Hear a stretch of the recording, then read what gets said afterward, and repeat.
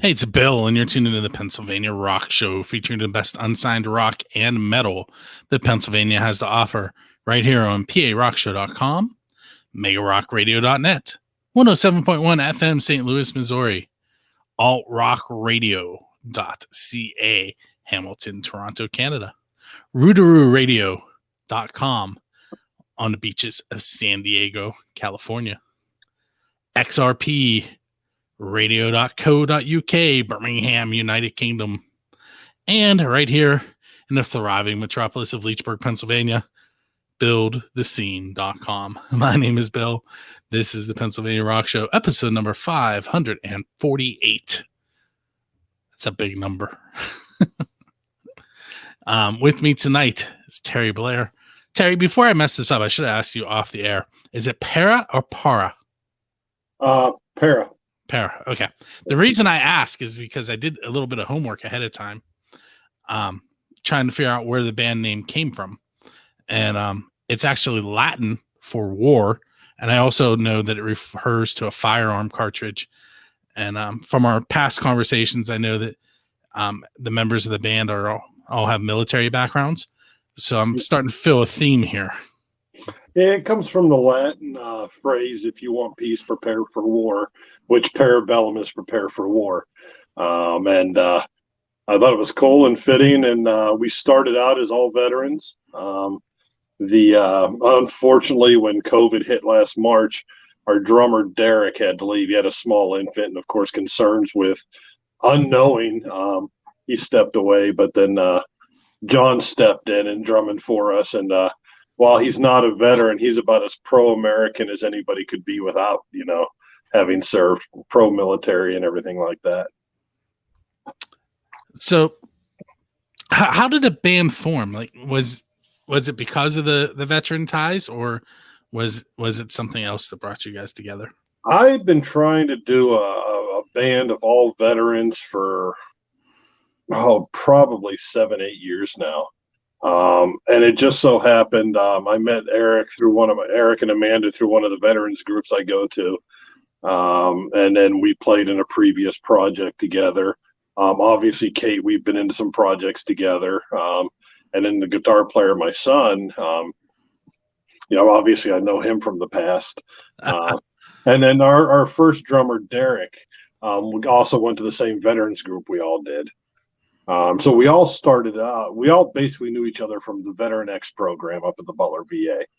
And then JC, I've known from the local music scene and in the area for 5, 6, 7 years. And then, we needed some help. He was right there and available for us, and he's been fantastic. I know that you're headed into the studio next week at Rattle Clack Entertainment.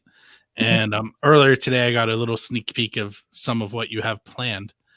Can you talk a little bit about how you decide what songs you cover and the theme behind your originals? When we decide on songs we cover, we'd like to stay in the kind of a little bit of a military meaning or pro-America meaning. Just to kind of keep with the general band concept of it. We start our shows off with a really kick-ass cover of Fortunate Son, which I think we do very well, and Kate just knocks it out of the park. We covered Judas Priest, No Surrender. So we kind of steer towards that way a little bit to see if we can tie it together. And when we do our songwriting, and the songs I wrote, they're a lot of them are based on just experiences from being veterans, being in the military, and tie in that way. Now we do have one. John wrote a song, and then we're bringing that one in, and then so it's not quite military related, but the lyrics lend itself a little bit to that if you can kind of tie it in a little bit. So we try to stay in that realm, in that region. So you brought up the writing processes. Do you write? Clearly, you're writing the lyrics for most of the stuff. are you? Is it you bring it to the band and the band tweaks it, or how does that work?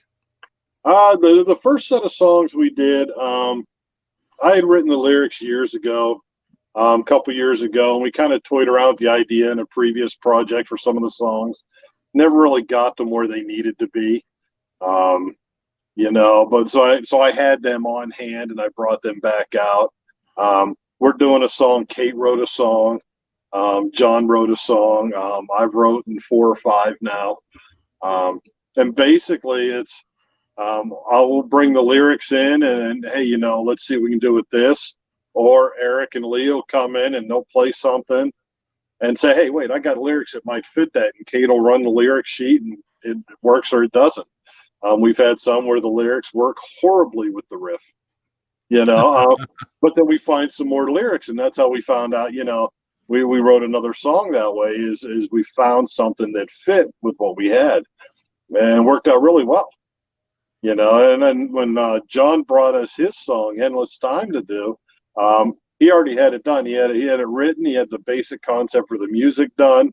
He said, "Here, I'd like to do this. Let's try this and see if we can't do something with it." And within 45 minutes, we were playing and it was sounding great. And we tweaked it a little bit here or there, kind of, to make it make sense for us. And, it's a great song. And John did a real good job writing it. How many tracks are you guys going to be recording next week? Yeah. We're going to shoot for 2. And with Jazz is real meticulous, so we may only get 1 out. But if we can plow through 2 of them, we're going to try and get 2. Is that why Ralph wished you good luck? Maybe, maybe. No, Jazz is good at what he does, and he doesn't want to put out something that's not right or that's just good enough. And he really dives into the music and does everything he can to elevate it and bring it, to a different level. And that's where the time-consuming part for Jazz comes in, and he'll literally break it down to like a 16th of a beat, and looking at every stanchion throughout the entire song, and and he's done great work. And obviously, with all the different bands he's recording and playing with, obviously his body of work speaks for itself.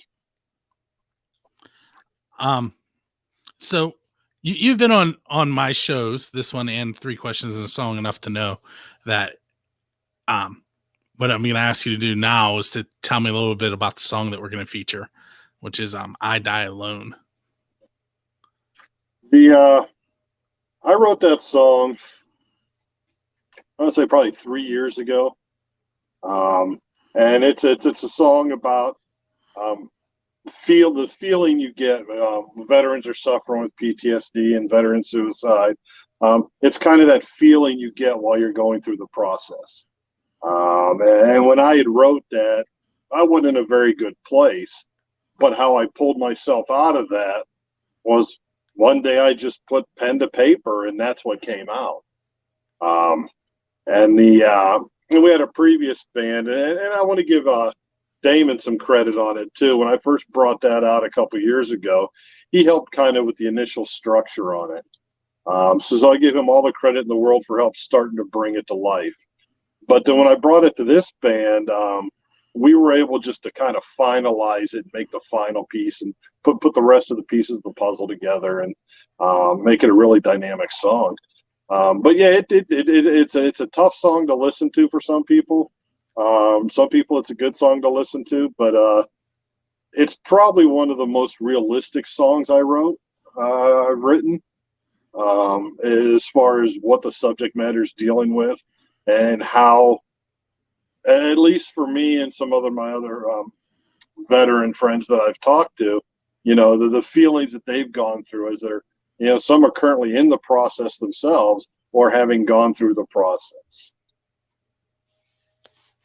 It's when I re-listened to it about 10 times today, and the more I listen to it, the more I think about how the military veterans feel when they come back. And I think that you did an excellent job of portraying that. And, I asked you if it was from your own experience, and you said some of it. So I thank you. You're welcome. It's one of those things that you're supposed to talk about, but nobody talks about because, well, we're all macho. Even the women are macho, and nobody wants to talk about it. But it's there and it's real, and and nobody's alone feeling that way. There are thousands upon thousands that feel like that every day. But there's always hope somewhere. So what we're going to do is we're going to go ahead and play that song so that everyone understands what we're talking about. And we're going to take a short break, and we'll come back with Terry right after that. For those of you that are tuned in live, you're not actually going to get to hear the song right now because Facebook would mute us. And where's the fun in that? So if you want to hear the song, you can go to buildthescene.com this Friday, January 1st. And it'll be there for you to listen to the full episode. Or you can go to any of the streaming stations I mentioned at the beginning, which are listed on the podcast website. The easiest way to get there is go to parockshow.com, which actually takes you to the exact spot on Build the Scene that has that information. All right, so I'm going to bring us back in as if we listened to the song. Like I said, you know the drill. You knew I was going to do that. I never get to hear my own song on your show. Well, you can listen to it on the website or streaming station like everybody else. All right, here we go. So that was I Die Alone by Para Bellum. And we also played, see, I did my homework and still messed it up. We also played County Road by the Redlines. So Para Bellum's I Die Alone, followed by the Redlines song County Road. And with me now is Terry Blair from Para Bellum. So there. I had to click off and I messed myself up. Now I'm going to have to edit that. Anyway. You mentioned the Redlines, everything like that. And Brian Cease, and they're doing some really good songwriting out there. And some of the new stuff they come out with is fantastic. I just wanted to recognize that. And something that's going on in this episode and next episode, in case you guys haven't caught on, there is a song coming out on the 8th, which will be next Friday, called SOS 2020. It is to try and help save the stages in the Pittsburgh area through the NEVA Foundation, which is a national organization that is working to save the stages and save our stages. So the songs that you're going to hear this week and next week, other than the featured song of the bands, are from bands that recorded that song. So make sure you check that out at sos2020pgh.org. It's a mouthful. Real quick, we have Dawn McNair of the Hellfire Club saying hi to us, Terry, and Merry Christmas. So Merry Christmas and Happy New Year to you too, Dawn. Nice to see you in the chat room with us. Good to see you, Dawn. So question-wise, because you've been on the shows, it gets harder for me because I have to really come up with some different questions because I have to try and not ask what I've already asked you. So, this one might be the hardest one I've ever asked you, and it should give me time to think up a couple more. Great. So during the pandemic, what this is what makes it hard is that you can't get out to play. So what does the future hold for Para Bellum other than the recording that you're doing right now? Well, first off, this past year, we've actually been lucky enough to play a couple shows. We did the Rock for Life, a concert for Anna. We played a show for the Gary Sinise Foundation out near Rochester. So we've gotten out a few times. Moving ahead, we have a huge benefits, veterans benefit that we're going to be playing Memorial Day weekend. So we have one in the books. But until we find out if there's places that are actually going to have bands, right now our current concentration is going to be just writing and getting some material out, doing some recording, and middle to late summer, try and maybe get a CD out. That's our initial focus. But as soon as they start opening stages back up, obviously, it's, we're going to try and get out there and play some. But right now we have the one show in the books, in May. But like I said, everything's up in the air. So it's, what are you going to do? That's pretty much how everything is right now. Yeah. Although I will say it was kind of cool to watch Wonder Woman 1984 at my house the day it came out. Not used to doing that. Haven't seen it yet. I won't ruin it. So I don't think I've asked you this. Can you tell me about the point in time when you realized that you wanted to be a musician? I don't know that I've ever actually wanted to be a musician. As callous as that sounds, maybe, but I've just always loved music. From the time I was young, I was always listening to something, and then I think I got my first guitar. I was probably 15. It was an old Bluebird from J.C. Penney, and a little pig nose amp. And toyed around some in my youth, but it kind of happened as a hobby. I just wanted to play along to some of my songs. So, I bought some equipment and just sit in my house playing the songs. And then opportunity presented itself a few times. And then, here I am 8-9 years later of getting back into it and, just having the time of my life. And I couldn't see myself doing it anything else. I don't drink, I don't do drugs, I don't chase wild women, I don't do all the crazy stuff you're supposed to. But it's just, music's my outlet, and but I don't think I ever really wanted to be a musician. I think it was just an outlet for me. Sean McDonald popping in with a hello to us as well. You can tell that's the holidays. A lot of people interacting with us in my last couple episodes. And speaking of that, Sean, we can't play Diablo 3 because we don't have the same gaming system. And now everybody's like, what? Anybody want to play Diablo 3 that has the PC version? Let me know. I got the Xbox version. See, I can't play with Terry either. But did you know that from starting tomorrow until January 31st, there's a whole new Tristram thing that they're doing? No. I didn't follow too much of that seasonal stuff, and I didn't spend a whole lot of time playing it. It was kind of like a boredom hack and slash. I've kind of drifted away from the whole video games thing the last couple years. I haven't played it in years, and then my kids came across it. And so my wife bought it's on sale this week. It's like $15 for the PC. So now all three of my kids had it. So, I had to play. Well, yeah. And there's rules. We're a nation of laws. Yeah, you have to play. But so I just happened, I was searching something about the game late this morning or early this morning, late last night, however you want to word that. And I came across the article that's talking. It's going to be I think it's called The Darkening of New Tristram. And it basically they take you back to Diablo 2, but you're playing it in Diablo 3, and there's all kinds of different rewards that you get, like legendary and unique items. But none of this has anything to do with the music scene. So thanks, Sean. We'll blame that one on Sean. That one is it's he responded to me trying to get somebody to play yesterday.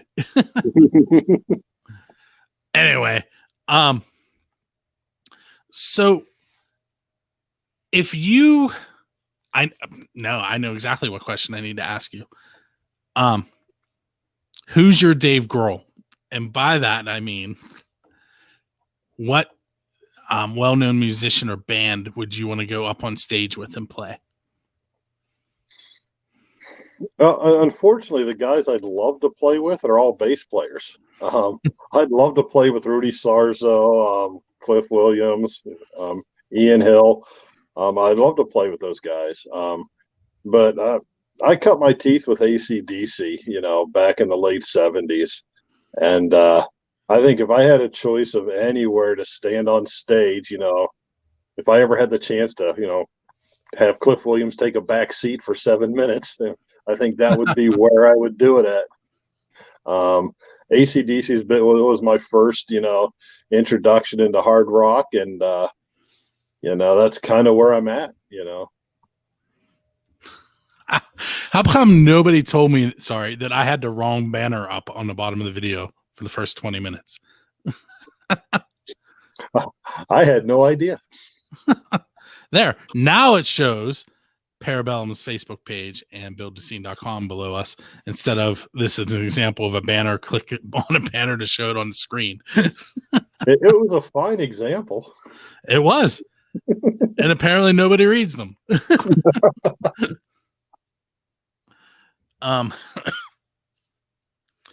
Ralph says that there's no rules against two bass players, and he's probably actually me and a couple guys, Mark Fazio, toyed around with it of doing a band of just all bass players, 4 or 5 of us, just doing an all bass band, and we never could get it to come to fruition. But it's fun to talk about. I know there was one band that made a pretty good stab nationally or worldly or whatever it is with a couple bass players, but I can't remember their name.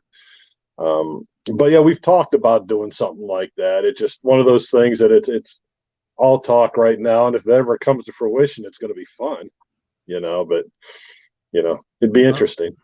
So I have 2 things about that part of the conversation. One is I know Mark because I used to play street hockey with him when I was a kid. And 2, Ralph doesn't have a problem with it because I keep telling everybody that I'm joining Homicide Black and taking his spot. So if there's 2 bass players, he doesn't have to leave. Well, if you take his spot, there'll be 2 bass players because I'm kicking him out and I'm taking his spot too. So we'll both play bass in Homicide Black. All right, but I don't know how to play bass, so depend on who you ask. Me either. I don't know if you ever saw the picture that I posted that says Homicide Bill instead of Homicide Black. I did. Ralph was actually in the original picture. I just slid myself over top of him. We were both in the original picture, but that's funny. But Ralph says 3 bass players, but he's the lead bass. Okay. I'm in. Hey, if everyone's paying attention to him, then I can just pretend to strum and no one will know I don't know how to play. Every good band has props on stage. You'll be our prop. This is going in the weirdest direction on it. Let's see. If you had to manage, not play in, but manage a band from the music scene that we're involved in, and you got to create the lineup, who would you put in that band?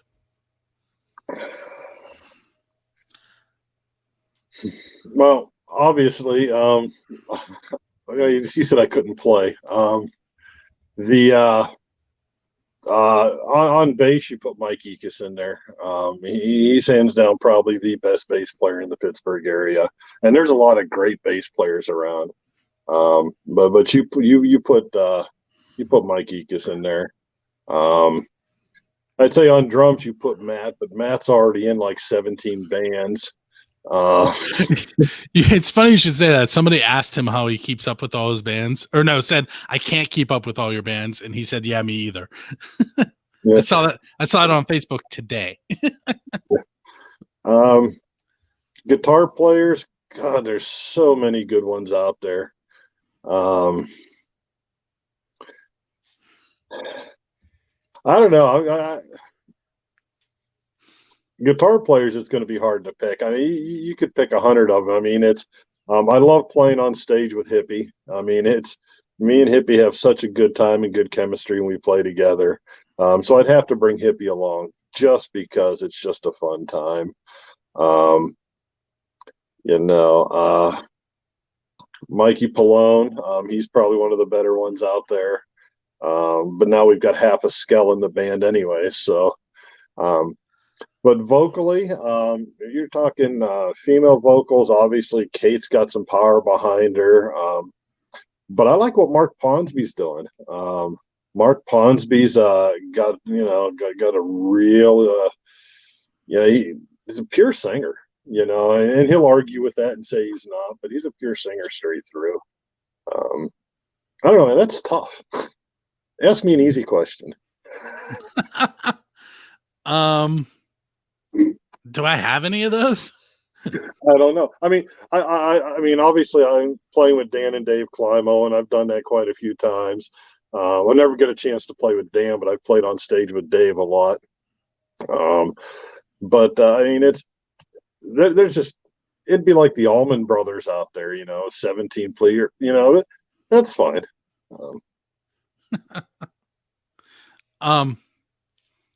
Let's see. I'll come up one more question for you. Mm-hmm. Let me think.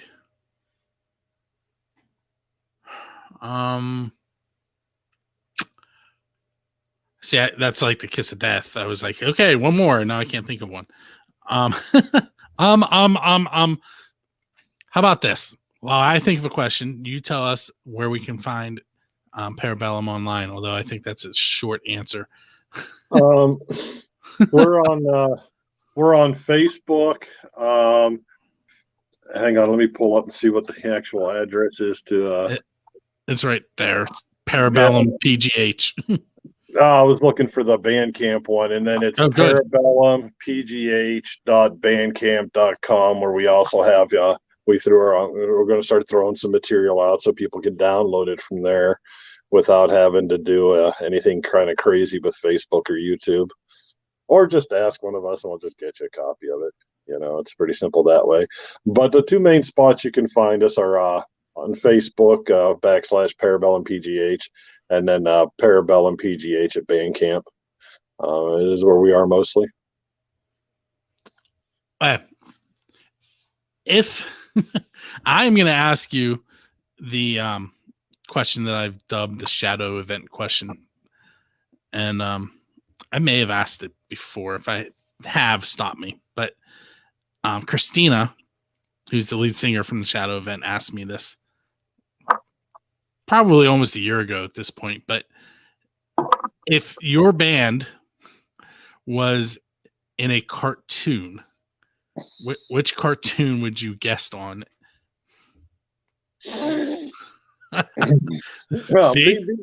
Well, being all veterans, you go G.I. Joe right away. I'm glad you didn't say Scooby-Doo. That's what everybody says. But now, if you were to ask Kate would probably say something like Josie and the Pussycats or something like that. I don't know. But Gem and the Holograms. Okay, we could stop. We'll stop at G.I. Joe and leave it there. Christina interviewed me last episode, and she asked me that question, and my answer was Phineas and Ferb. Because again, I couldn't say Scooby-Doo. Everybody answers Scooby-Doo. Yeah. Beavis and Butthead. I don't know. Ren and Stimpy.